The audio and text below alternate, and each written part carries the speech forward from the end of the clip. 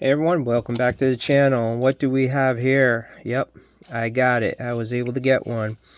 The Bul Armory SAS2 Ultralight Pro with the ported barrel. So if you've seen some of my videos, I had the original Ultralight, SAS Ultralight, and I wanted to go with this one because I did like the blacked out look, and I like the fact that it had, the ported barrel, the V6 porting, where we have, ports on either side of the barrel. I have not shot this yet, so I'm just going to go over a couple things that I came across. And like I said, I make my videos just for informational purposes, just so that any questions that you have, I can answer them. But there's tons of videos out there with this particular firearm, and they're a lot better than my videos, but I'm just going to go over a couple of quick things. So the original Ultralight that I had, I actually replaced that one with these grips. You can get these grips through Bul Armory. So I do like this grip. The texture feels great, and the size of it is just right. What I noticed was the magazine release is a little bit bigger on this particular model. It's than compared to the other model, and it feels good. But I did have some issues where this got stuck, and I'm assuming that this gun needs to be broken in. I mean, it's a 2011. There are tight tolerances on these particular firearms, and it just needs to be broken in. It seems to be working fine now. If I hit the magazine release, comes right out, and then goes right in. Now, initially, what I noticed was there was a rattling noise I believe it was in the magazine. So it comes with 3 magazines, which is really nice. And I thought I heard when I was loading up the magazine something, either break free or snap or whatever it might have been. And I think it was just the spring expanding. These are 10 round magazines because I live in a state where, 10 rounds. And they must have to do some kind of modification, obviously, inside here so that this will only accept 10 rounds. And it's possible that one of these magazines just needed to be flexed, or the spring needed to be broken in. But basically what was happening was when I put the magazine in, let's see, it didn't go in. It would then, if I shook it, it would rattle. You would hear it rattle. And I had no idea what it was. So what I did was I took all the bullets out, and then I reloaded it, and it was fine. So that was just with one of the magazines. The other 2 were okay. Let's take a look at the actual firearm itself. The serrations are fantastic. I mean, these new serrations are really great. You get a good purchase on it, which is nice. I'm going to unload this because I do not want a loaded firearm on the bench. Let's make sure it's clear. Very smooth action. Everything on this gun is just fantastic. I like how they blacked out everything. I like the bobbed hammer. There were some concerns about these new safeties, but you could hear it's really nice. And it is a different shape than the old one. You see how it has this like kind of pointy end right here? Of course, I haven't shot it yet, so I don't think it's going to be a problem. When I hold the gun, I usually hold it like this. So I know some guys like to put their hand or their thumb on the safety just to assist with grip. I don't plan on doing that. Also, it prevents the safety from getting click engaged, while you're firing. But I don't plan on doing that, and we'll see how that goes. The grip texture on the front, really good. In the back, good. Got the undercuts, fantastic. I mean, the trigger is just really nice, crisp. A little bit of take up, boom, and then the reset. Very, very nice. I hear this is a very fast shooter, so we'll put that to the test and I'll let you know how that is. It does have a blacked out front sight because of the porting. The other one I had the nice green fluorescent, and it was really nice to look through the sight picture and see that. But you can see here, I have, so let's back up just a little bit. It comes without the iron sights attached. I assumed, and this was my bad, I mean, it came with the Holosun fiber or optic. So I was kind of looking forward to, trying that out and see how I like it. In my old age, my eyesight isn't the best anymore, but and I have had other firearms that have a optic on it, and I wanted to give it a try, but guess what? It doesn't come with the optic. It does come with the iron sight, and I did put this on. There are 2 screws right here. This takes a T10 Torx. Where is it? Here it is. T10 Torx. So this is the star pattern. It's not a hex. So just so you know, I initially put I couldn't tell. It looked like it was hex shaped, and I tried using that, and I was actually able to get it to tighten to a certain point, and then it slipped. So I realized it was the star pattern. So T10. And I tightened it down to about 18 inch-pounds. Now I have the Wheeler torque wrench, and it's tough to gauge. I went basically between the 15 mark and the 20 mark. So in between there, I should have been around 17, 18 inch-pounds. And I did use blue Loctite on this, so we'll see, how that works. I don't think it's going to loosen up too much because I have heard that the optics that have been put on were loosening up, and look what I did. I got some M4 12 millimeter screws, which are a little bit longer, because I thought there was going to be an optic here that I would be able to put on. And let's take a look at the box that it comes with. It does come with a really nice case, which I didn't use all that much on the original one that I had purchased. But I will say, if you're looking for a case, this is a really nice case. Oh, just dropped my camera mount. And, it has a pocket in the front here that I don't really plan on using. And we'll open this bad boy up. It does have pouches for your magazine. Yeah, this is everything. It's got some Velcro straps you can put. It comes with the lock. And then it comes with a whole bunch of other stuff here that I'll probably never use.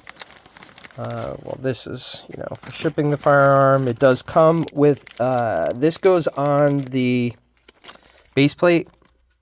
And I got to tell you, take a look at that lip right here.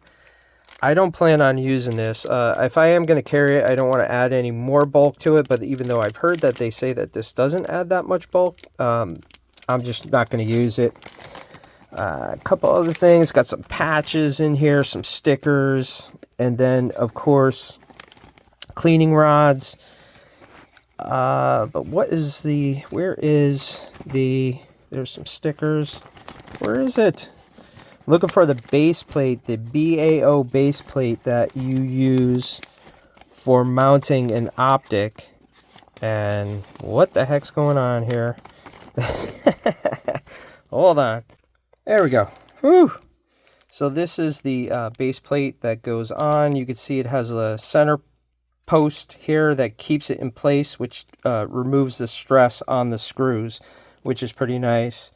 But again, I don't plan on now getting an optic for this unless if I, take it out to the range and I did just say, hey, you know what? These blacked out sights, iron sights, are just not cutting it for me. I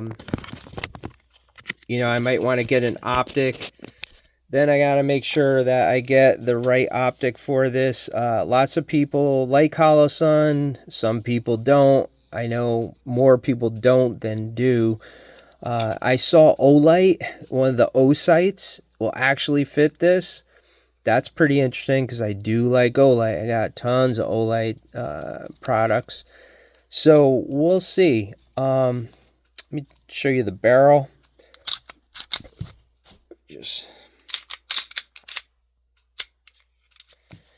So taking a look at the barrel, believe it or not, I did like the old barrel. You know how it was fluted, and some people said it didn't look nice, but I kind of liked the way it looked. This is more of a bull barrel that we're looking at here, and you can see the porting on top. This channel right here was cut into the barrel so that it gets all the carbon buildup that will occur when you shoot this. And I've heard that it works really well. Again, it remains to be seen. I have to try this out. I did take this down. It does require now a takedown tool, which you put into the guide rod. So that was interesting. It was different than what I'm used to, but I do have other I have 1911s where you do have to use a tool to take them down. So nothing too crazy. I like how they have Ultralight blacked out now.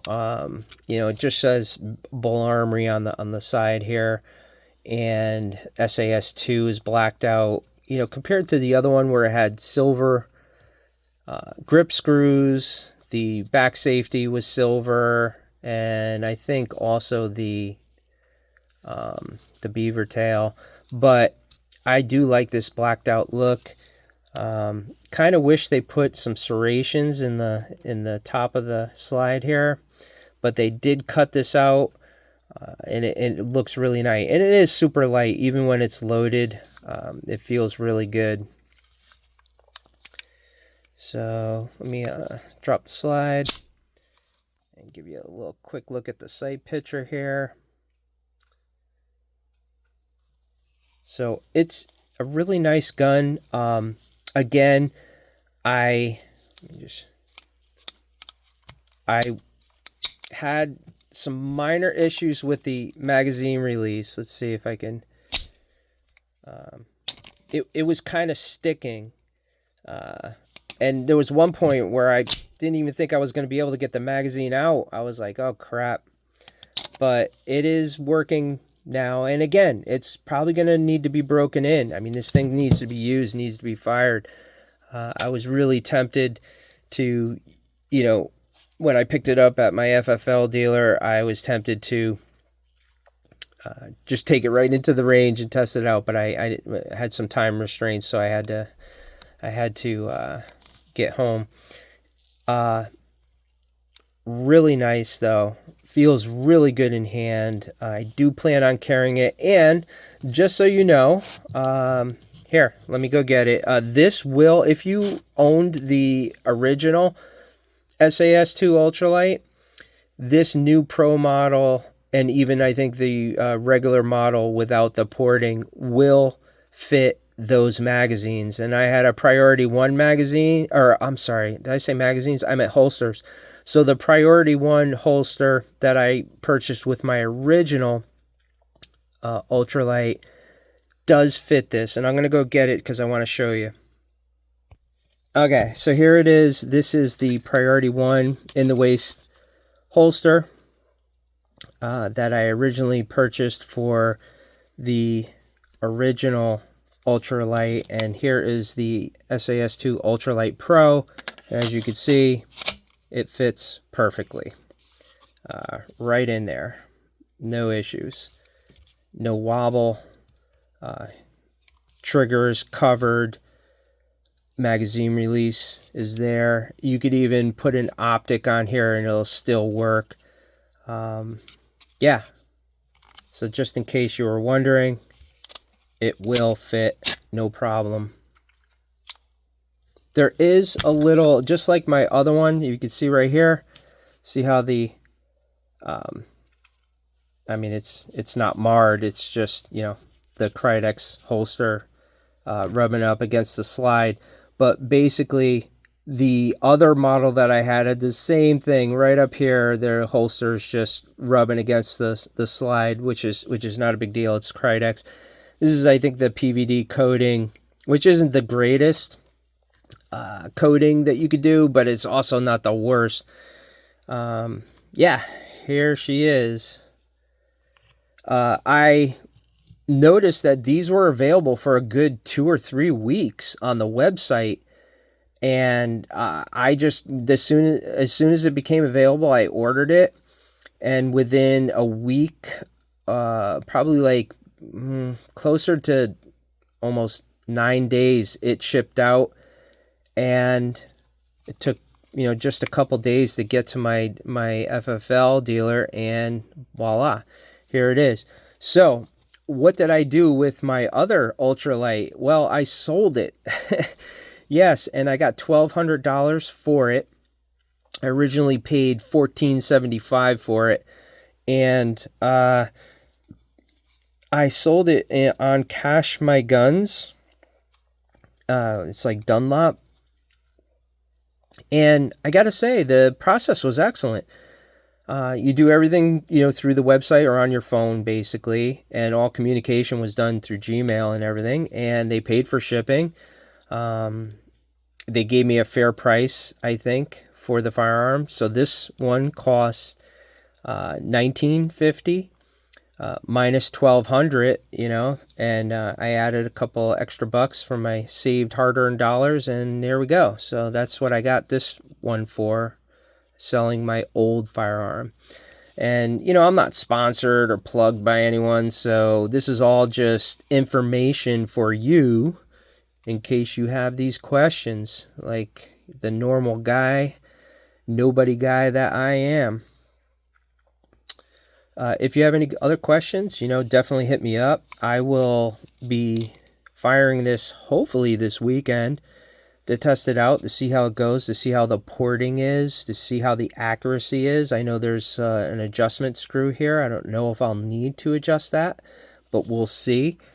I'm hoping that it's as accurate as can be at like 15, 20 yards. Of course, I'll put it out to 25 yards and see how that goes. But as far as an optic goes for this thing, I will think about that, you know. I don't know if I want to spend, you know, the money for an optic where I'm not really liking it, and then I say, now what do I do with this thing? I don't have any other firearms really that can take an optic outside of this one. So, you know, we'll see how that goes. One thing I also wanted to mention too, the slide release and the safety is all, I don't want to say matte black, but it's just all solid black. The original Ultralight had like a texture pattern. It was like almost like the grip pattern like this on it, which I thought looked really cool. And it was on the slide release and the safety, and I just thought that looked good. And now they went with just a regular black color, which is fine, you know, which is fine. A little bit of texturing on the trigger here, and I like this curve. It's not a huge curve, it's not flat, it's like in between, and I do like that. I like that feel, you know, it just feels right when you get your finger on it. Very nice. So there you go, guys. If you can get one of these, I would, you know, recommend it. If you're into the 2011 platform and, you know, you're looking to get something of this size for carry, of course, I will shoot it this weekend and I'll give shooting impressions. And but from what I've seen online, most people say this thing shoots flat. It shoots nice. It's a really, really nice firearm. All right. Thanks a lot for watching, everyone. Have a great day.